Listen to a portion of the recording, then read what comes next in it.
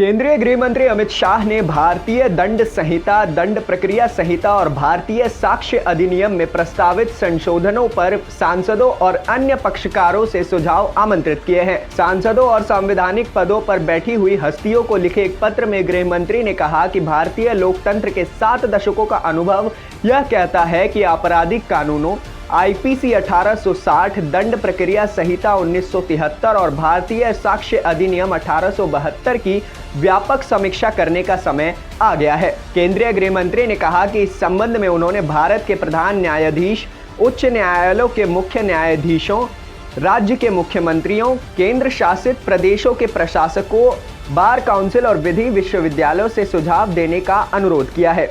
इस बारे में लिखते हुए उन्होंने कहा कि आपराधिक न्याय में एक आदर्श बदलाव लाने का प्रयास भारत सरकार की विधि प्रणाली में जन भागीदारी की एक बहुत बड़ी कवायद होगी, जो सभी हितधारकों की भागीदारी से ही सफल हो सकती है।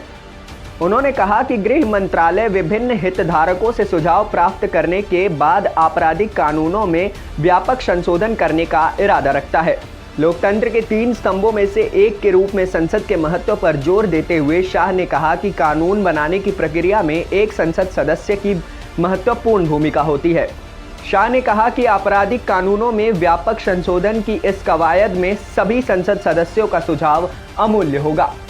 न्यूज़ डेस्क, जनहित टाइम्स।